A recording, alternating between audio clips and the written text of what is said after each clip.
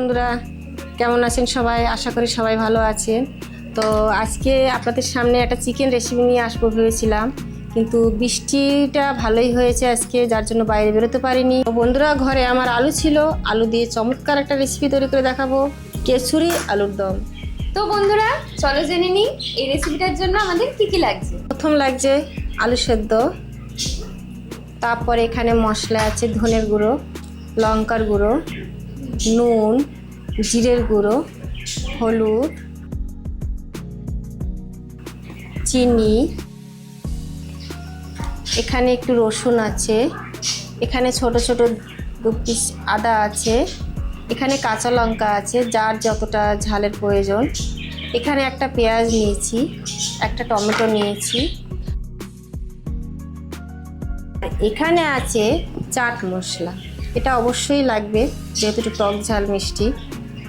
আর আমার আলুর দমের নাম হচ্ছে কাসুরি আলুর দম, তো এটা আমার অবশ্যই প্রয়োজন, এটা আমার লাস্টে দিতেই হবে। লঙ্কার গুঁড়ো। বলুন, আপনারা দেখতে থাকুন। আমি আলুগুলো সব ছাড়িয়ে নিয়েছি, আপনারা অবশ্যই বানাবেন, বানিয়ে আমাকে বলবেন কেমন হয়েছে। আমি আদা, পেঁয়াজ, রসুন, লঙ্কা, টমেটো সব পেস্ট করে নেব। তার আগে আমি গ্যাসটা অন করে দিয়েছি, আমি আলুটা ভাজতে থাকবো। আলুটা যেহেতু গোটা গোটা আছে, আলুটাকে আমি হাফ করে নেব, তাহলে ভাজতে সুবিধা হবে, ভাজাটাও ভালো হবে। এখন তো ছোট আলু পাওয়া যাচ্ছে না খুব একটা, যার জন্য আলুটা অনেকটা বড় বড় আমি একটু ছোট করে নিচ্ছি, তাহলে ভাজতে সুবিধা হবে, এবার নুনটা ভালো ঢুকবে। হ্যাঁ বন্ধুরা, এবারে তেল দিয়ে দিচ্ছি, সর্ষের তেল একটু বেশিই লাগবে, যেহেতু অনেকটা আলু আমার, আলুটা ভাজতে হবে। তেলটা গরম হয়ে গেছে, আমি এবারে আলু দিয়ে দেবো। আলু থেকে নুন হলুদ দিয়ে মাখাতে হবে? না, মাখাতে হবে না, আমি একটু নুনটাই দিয়ে দেবো, অনেক সময় মাখালে তেলে লেগে যায়। আদাগুলো ছোটো ছোটো করে কেটে দে মিক্সচারের বাটিতে। হ্যাঁ বন্ধুরা, আমি আলুতে একটু নুন দিয়ে দিচ্ছি। হ্যাঁ বন্ধুরা, আমার আলুটা ভাজা হয়ে গেছে লাল লাল করে, এবার আমি আলুটাকে তুলে নেব। হ্যাঁ বন্ধুরা, আমি আর একটু তেল দিচ্ছি, যেহেতু অনেকটা আলু ছিল, যে তেলটা দিয়েছিলাম সেটা আলু ভাজা হয়ে গেছে। এই তেলটাই হচ্ছে মশলা কষানো হবে, তাই তো? হ্যাঁ, একে এবারে মশলা কষাবো। তো আমি সব উপকরণগুলোই পেস্ট করে নিয়েছি এখানে।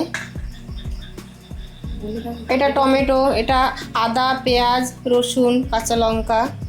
রসুন বেশি লাগবে না, 4-5 কোয়া রসুন হলেই হয়ে যাবে। তেলে কি কোনো ফোড়ন লাগবে? না, কোনো ফোড়ন দেবো না। আমি এবারে আগে আদা রসুন বাটা এটা দিচ্ছি। আমি গ্যাসটা কমিয়েই মশলাটা কষাবো। আগে আদা রসুন পেঁয়াজ বাটাটা দিয়ে দিয়েছি, এবার আমি নুন দেবো। এখানে আছে নুন, জিরে, হলুদ, ধনের গুঁড়ো, লঙ্কার গুঁড়ো, তো আমি এগুলোই দিয়ে দিচ্ছি আগে সবগুলোই। সব বড় চা চামচের 1 চামচ করে আছে। এবারে নুনটা আপনার পরিমাণ মতোই আপনি দেবেন, আর মিষ্টিটা দেব স্বাদ অনুযায়ী যতটুকু লাগে।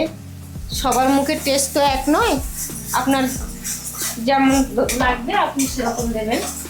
বন্ধুরা, আমি টমেটো বাটাটা দিয়ে দিয়েছি, এবার আমি চিনি দেব।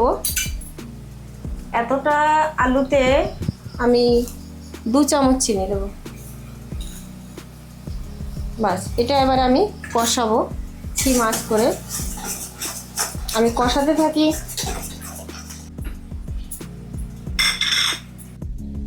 তো বন্ধুরা, আজকে মা বানাচ্ছে আলুর দম, আর আলুর দম দিয়ে আমাদের একদমই ভালো লাগে ভাত খেতে, তাই আজকে আমি লাচ্ছা পরোটা বানাচ্ছি। তো বন্ধুরা, আমাদের লাচ্ছা পরোটা বানানোর জন্য লাগছে ময়দা, অল্প একটু টক দই, উষ্ণ গরম জল, আর চিনি, আর স্বাদ মতো নুন। তো প্রথমেই আমরা এখানে ময়দা নিয়ে নিচ্ছি, পরিমাণ মতো আমরা এখানে নুন অ্যাড করছি। এবার আমরা দিয়ে দেবো চিনি, যাতে নুন আর চিনির একটা মিষ্টি একটা স্বাদ আসে। লাচ্ছার ডোটা যেহেতু একটু নরম হয়, তাই আমরা এখানে শুধুমাত্র জল দেব না, আমরা এখানে একটু দই ব্যবহার করব।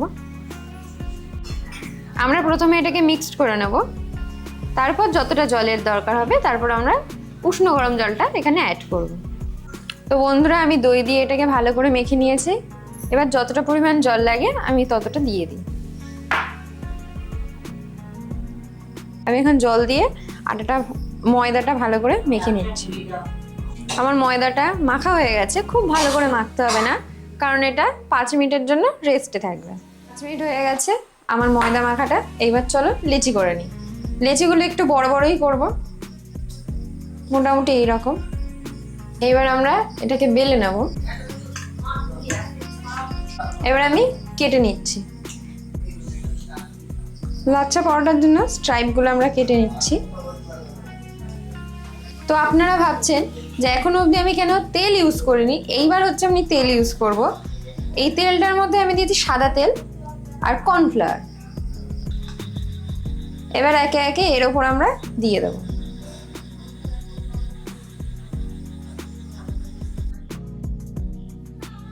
এবার ভালো করে তেলটা মাখিয়ে নেওয়ার পর আমরা সব স্ট্রাইপগুলো এক জায়গায় করে দেবো।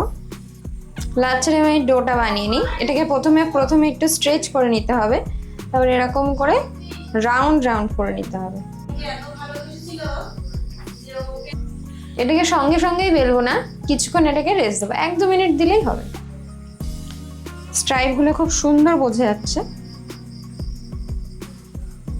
প্যানটা আমাদের গরম হয়ে গেছে।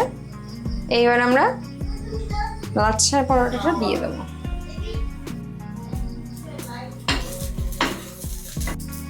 জিনিসটা হালকা করে ভেজে নেবো, বেশি নাড়বো না, তাহলে স্ট্রাইপগুলো ছিঁড়ে যাবে। আমাদের লাচ্ছা পরোটাটা ভাজা হয়ে গেছে। হ্যাঁ বন্ধুরা, আমার মশলাটা কষানো হয়ে গেছে, দেখুন। এই পুরোটাই ধিমি আঁচেই করতে হবে, হ্যাঁ, নলে এবারে নিচে আমি- লেগে যাবে মশলা। আমি যে ভেজে আলু রেখেছিলাম সেটা আমি দিয়ে দিচ্ছি। আমি অল্প জল দিয়েছি, জল দিয়ে যেহেতু একটু নাড়াচাড়া করে নিয়েছি, তো আমার পুরোপুরি রেডি হয়ে গেছে। এবারে আমি কাসুরি মেথি দেবো, হয়ে এসছে। এবারে আমি কাসুরি মেথি দেবো আর 1 চামচ চাট মশলা দেবো। তো আপনারা সবাই ধনেপাতা দিয়ে খেয়েছেন, এবার একবার ট্রাই করে দেখুন কাসুরি মেথি দিয়ে খেয়ে কীরকম লাগে আমাকে জানাবেন। অবশ্যই ভালো লাগে। আমি বলছি দিয়ে দিচ্ছি 1 চামচ চাট মশলা, আর এখানে 2 চামচের মতো কাসুরি মেথি আছে। তো বন্ধুরা, আমার মায়ের আলুর দম একদমই রেডি হয়ে গেছে। আপনারা নর্মালি ধনেপাতা দিয়ে খেয়ে দেখেছেন আলুর দম, কিন্তু আশা করি একবার আপনারা অন্তত আমার মায়ের মতো যেভাবে যেই পদ্ধতিতে আলুর দমটা বানিয়েছে সেইভাবে খেয়ে দেখুন। আপনাদের অবশ্যই ভালো লাগবে আর আপনারা বারবার খাবেন। তো চলো এবার প্লেটিং করে নিই।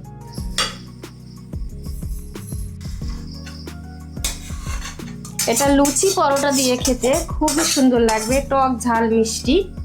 তো আপনারা অবশ্যই বাড়িতে ট্রাই করবেন আর আমাকে জানাবেন কেমন হয়েছে।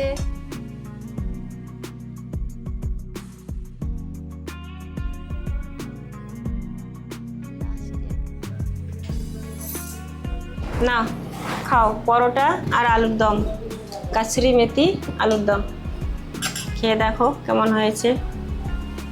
বন্ধুদেরকেও বলছি আপনারা বাড়িতে ট্রাই করবেন, স্বামীকে খাওয়াবেন, ছেলেপিলেকে খাওয়াবেন, তারা খুব খুশি হবে। হ্যাঁ বন্ধুরা, আমি তো খেলাম, খেয়ে খুব ভালোই লাগছে, এবং আপনারা খান, খেয়ে জানান। না খেলে তো আপনি বলতে পারবেন না, আমি হয়তো খারাপও বলতে পারবো, ভালোও বলতে পারি, সেটা আপনারা নিজেরাই জানান। খুবই ভালো লাগছে, আমি নিজে বানিয়েছি, নিজে ভালো বলছি, তো সেটা তো ঠিক না। আপনারা বাড়িতে বানান, খান, খাওয়ান ছেলেপুলেকে, খুবই ভালো লাগবে। বন্ধুরা, আজকের মতো এতটুকুই, দেখা হচ্ছে পরের একটা ভিডিওতে। শুভরাত্রি।